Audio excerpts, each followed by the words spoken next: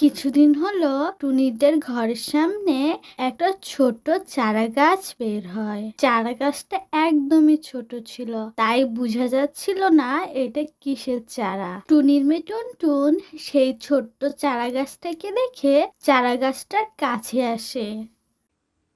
এই গাছটা মনে হয় তরমুজের গাছ, না হলে গরলার। না না, এটা তো শসার গাছও হতে পারে।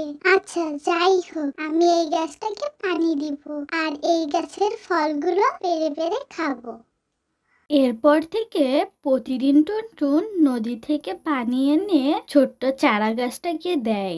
এভাবেই কিছুদিন কেটে যায়। দেখতে দেখতেই টুনটুনের সেই ছোট্ট চারা গাছটা বাড়তে বাড়তে একদমই টুনটুনদের ঘরের চালে উঠে যায়।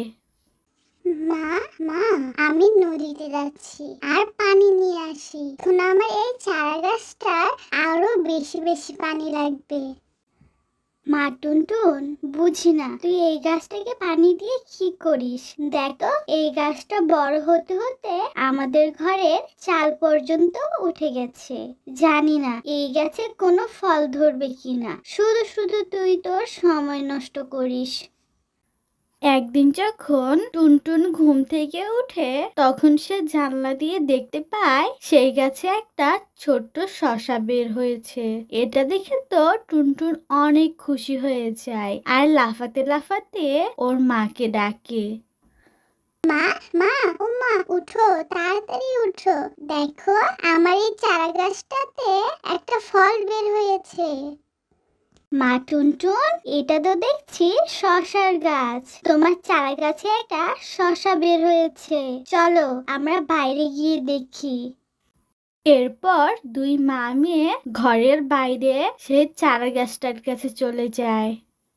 টুনটুন, দেখেছিস এই চারা গাছটাতে যত ফুল আছে, কিছুদিনের মধ্যেই সফল থেকে ছোট্ট ছোট্ট শসা বেরিয়ে আসবে।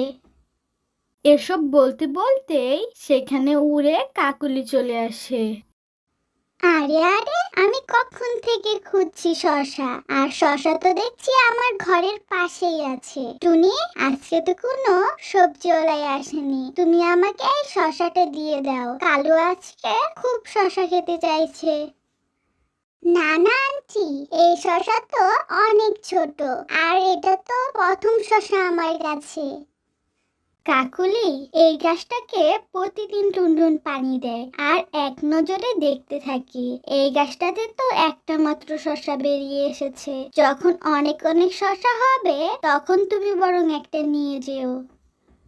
মা গো মা, যেভাবে দুজন মা মেয়ে কথা বলছো, যেন শসা নয় সোনার শসা ধরেছে তোমাদের কাছে।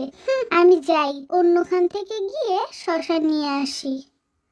কাকুলি অনেক রেগে সেখান থেকে চলে যায়। ছোট্ট শসাটা আস্তে আস্তে রং বদলে গিয়ে সোনালি রং হয়ে যায়। মামা, দেখো, কিছুক্ষণ আগে তো এই শসাটা সবজির মতনই ছিল, কিন্তু এখন সোনালী রং কেন হয়ে গেল? টুনটুন, এটা তো দেখছি সোনার শসা। তার মানে এটা কোনো সাধারণ গাছ না, এটা জাদুর গাছ। এরপর টুনি গাছের সামনে বলে, এটা তো কোনো আপেল গাছ না। সাথে সাথে সেই শসা আপেল হয়ে যায়।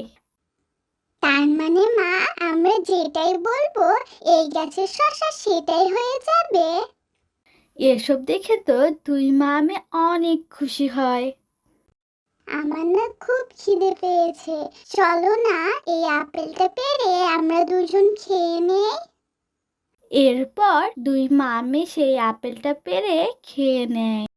পরের দিন যখন টুনটুন ঘুম থেকে উঠে তখন দেখে সেই শসা গাছে আবার দুটো শসা হয়েছে।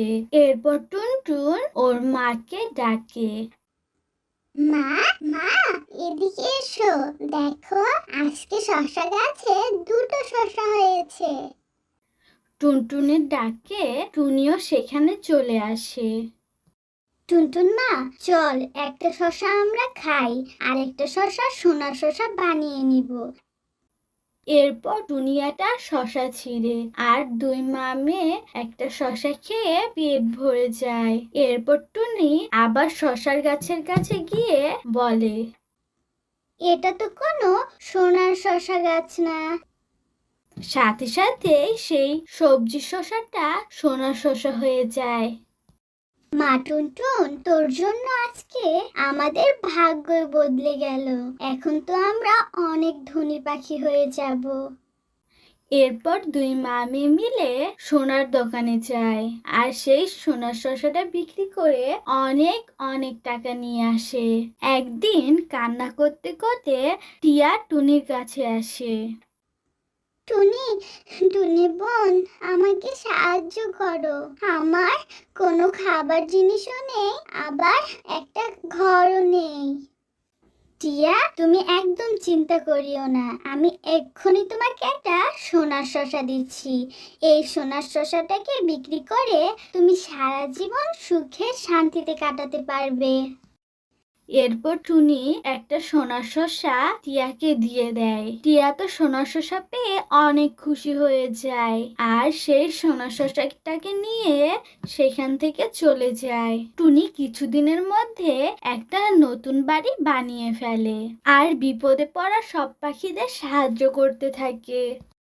টুনি, তোমার হাতে এমন কি রাজার খাজানা এসে পড়েছে যে তুমি সবাইকে সাহায্য করে বেড়াচ্ছ আর একটা বড় বাড়িও দিয়ে ফেলেছো। আন্টি, আন্টি, আমাদের কাছে কি আছে? আমাদের কাছে তো শুধু এই ছোট শসার চারা গাছটি আছে। এটা কি সোনার চারা গাছ? এটা বলার সাথে সাথেই টুনটুনির সেই ছোট্ট চারা গাছের শসাগুলো সোনা শসাতে পরিণত হয়ে যায়। আন্টি, এর সব কিছু আপনার জন্য। যদি আপনি সেদিন রেগে না বলতেন এটা সোনার শসা, তাহলে তো আমরা জানতেই পারতাম না এটা যে সোনার চারা গাছ। এসব বলে টুনটুন তো অনেক হাসতে থাকে। টুনি, টুনি, একটা সোনার শসা আমাকে দাও, প্লিজ প্লিজ প্লিজ। এরপর টুনি একটা সোনার শসা পেড়ে কাকুলিকে দিয়ে দেয় আর সেই সোনার শসাটাকে নিয়ে কাকুলি অনেক খুশি হয়ে বাড়ি ফিরে যায়।